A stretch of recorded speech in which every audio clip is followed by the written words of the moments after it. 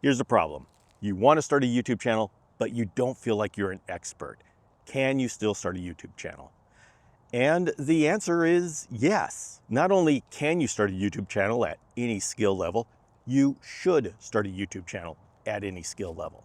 See, YouTube is a great place to find information, and you can learn from a wide variety of people that have a wide variety of experience. You can find experts who have been doing this, whatever it is, for decades upon decades, and you can learn from them. But also, you can find people who are just a little bit further than you. And what this means is they learned at a time that's very similar to when you are learning. And that is the key to whether you can start a YouTube channel at your skill level. If you just happen to have a couple of years of experience in whatever topic you're talking about, that's okay, because there's somebody that is just starting right now who is looking for information. And it's not always easy to learn from an expert. Case in point, learning how to start your own YouTube channel. Do you want to learn from somebody who has millions upon millions of subscribers from a channel that they started 10 years ago? Well, yes, they have some great insights, but the question is what they learned when they were building up their channel, is that relevant to what you're going through right now? YouTube was a completely different beast 10 years ago. And so there is a great value in learning from somebody who has just recently gone through what you're going through. And see, this is where you come in. If you only have a couple of years of experience, well, you have some very valuable insights for the people who are just starting that maybe the experts are a little too far removed from it. And I'll share the thing that I am most experienced in, and that's the chameleon husbandry that I've been doing for 45 years. I am actively involved in the beginner level outreaches so I can stay current as to what they are struggling with. If I wasn't doing that, my outreach wouldn't be as effective as it is. So you having this much experience does have value. Now let's talk about two extremes of this conversation. On one side, you have what's called the imposter syndrome, and on the other side, you have something called the Dunning-Kruger effect. So let's go into that. First, the imposter syndrome. This is where you doubt yourself. This is where you say, how in the world am I qualified to make a YouTube video on this subject? I love it, but I've just started out with it. And even people that have decades of experience can get this same feeling. Generally, it happens when you look to people who have been doing this for a lot longer. Well, they have this outreach and they're more qualified than I am, so what do I have to offer? And this totally disqualifies all the experience that you bring to the table. Not only all that experience, even if it's half of what somebody else has, that experience is still valuable, and you have your own way of presenting things. I am one of the most experienced and prolific creators of chameleon husbandry content, but not everyone jives with my style. And so there should be other people doing this. And that goes for any topic. The imposter syndrome is definitely a real thing, and it's a powerful thing, and it's what gnaws at the insecurities of all of us. And so recognize that even though you don't have as much experience as somebody else, you still deserve a place at the table because you're willing to step up to the plate and you're willing to share. Now, let's talk about the other extreme, which gets a lot of people into trouble, and that is called the Dunning-Kruger effect. That is when somebody with just a base level of experience decides that they are an expert and starts talking as if they are much more experienced than they really are. And the thing is, it's not a lie. They truly believe they know what they're talking about. And that's why the Dunning-Kruger effect is what it is. It's because they don't know what they don't know. And somebody affected by the Dunning-Kruger effect always says what they say with the utmost of confidence. I think this term rose up and became very prominent because of the proliferation of Facebook and Reddit groups. Within these groups that were tightly controlled by the admin team, and so they became echo chambers, meaning that whatever the admin team decided was true was dissipated in the group, and people who had conflicting ideas either left or were kicked out. And so you ended up with this group that could be of tens of thousands of people, all seemingly saying the same thing. Well, they all just learned the same thing, and so they're just repeating the same thing. And anybody who said, hey, wait a minute, this doesn't sound true, kicked out. And so when you come to these groups, you have 10, 20 people saying the same thing. I mean, how much more evidence do you need than 20 people saying something confident? So you go on and start saying something confidently that may or may not be valid outside the walls of that digital echo chamber. And so on YouTube, on Facebook, and on all these groups, we have some people that have learned the basics, have learned one way of doing something, and have decided they now are experts, to the point where they'll actually dispute people that have way more experience than they do. And the reason why someone like this is so attractive to follow is because they are so confident in what they, quotes, know. The reason is because that's all they know. They don't realize how murky the real world actually is. And the people with decades of experience, they know how this one thing may be valid, but within these constraints, and then to the either side of those constraints, we're not sure what's really out there. And so experts often talk in a whole lot less confidence than people who only know one thing. And so if you're trying to decide who to follow based on the confidence they radiate, well, unfortunately, you're going to be following someone that is under the effects of the Dunning-Kruger effect. So now you're asking, well, okay, I think I know what I know. How do I know that I am not being one of these Dunning-Kruger creatures? Because if you don't know what you don't know, how do you know what you do know? And the answer is that you actually don't have to. You don't have to know what you don't know. All you have to do is present your experience, present what you have done, what you have learned, and present it in a way that this is your experience so far. Or if you're repeating something that you've heard from someone else, say, this is what I've heard from this source.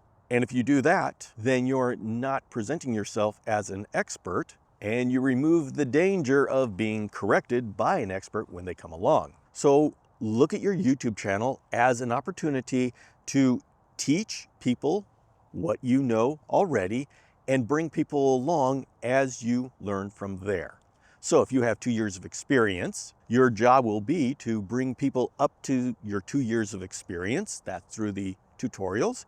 And then from there, you have a learning channel where they can come along with you as you learn more. And this means you interview people. This means you take them along with you as you try new things, and they learn with you. And by doing this, you're never presenting yourself as knowing more than you actually do. And so you don't have to live with that fear of being, quotes, caught and being embarrassed publicly. I do this with my channel. I have an expertise in chameleon husbandry, but I don't know everything about chameleon husbandry. I don't know everything about the world. And so I present what I have learned, I present my experience, I present what I know, and then I bring my viewers along with what I am learning. In fact, some of my most fun videos are the lessons learned video. I did one just recently where I was creating a drainage tray for one of my cages, and I actually brought the drainage tray onto a video with the master carpenter there, and I showed him my drainage tray. We put water in it and it leaked like a sieve.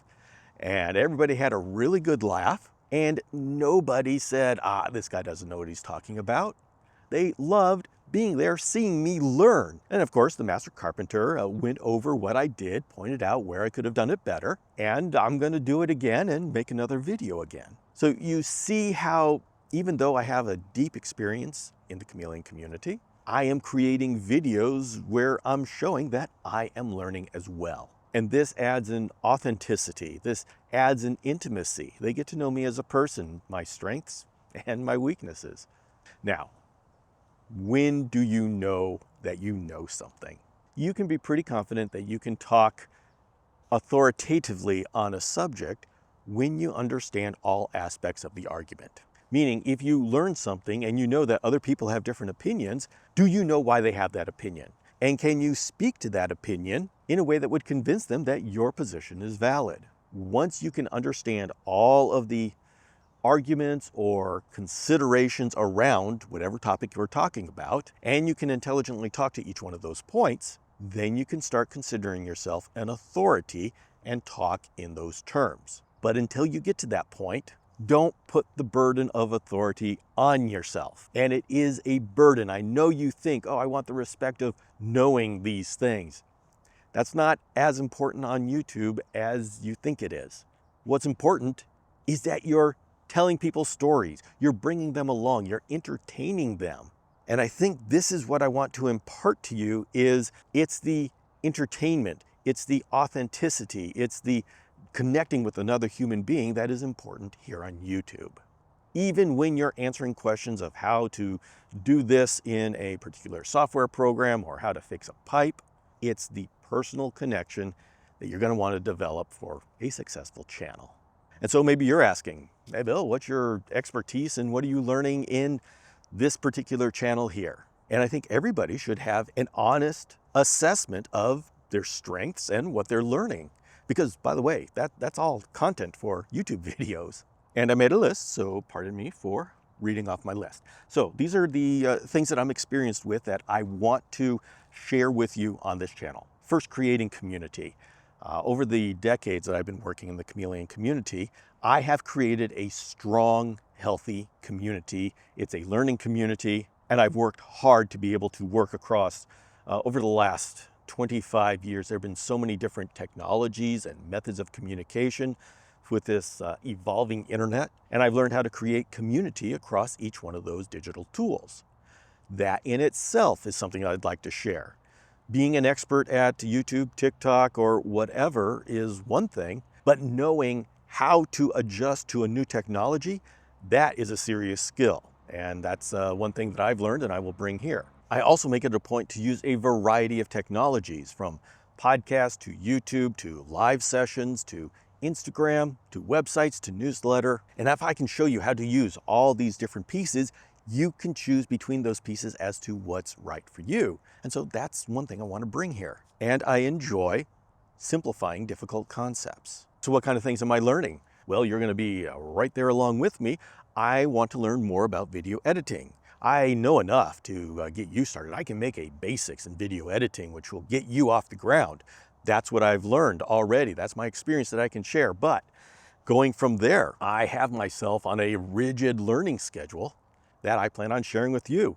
The first thing is going to be all those concepts about audio normalization, compression, and processing. And my love of simplifying difficult concepts will come into play when I create a video that shows all of what I've learned. And then I want to get better at storytelling. I think that is the key to not only having an effective video, but having fun videos that I want to make. And so that is a personal goal of mine. So my approach to this channel that you're watching right now is that I am going to do tutorial episodes on how to use these different technologies, how to create a community within the niche of your choice, how to use it to give you contacts in your community, so you can build community, so you can help your community grow, so you can push your community forward. And then at the same time, I'm going to be using this channel as a vehicle for giving myself all sorts of challenges throughout 2025 so I can increase my skills at video creation. And I'm going to invite you all to come along with me because the more the merrier. It'll be a lot of fun to do this as a group. So the keys to having a successful YouTube channel and feeling good about it is to start at whatever skill level you have, be honest and open at whatever skill level you have, do tutorial videos that bring people up to the level of where you are, and then do learning videos so they can follow you as you grow. And with that, you never have to be inauthentic. And that is the key to having a fun YouTube channel. So take that, go and be awesome. I'll see you next time.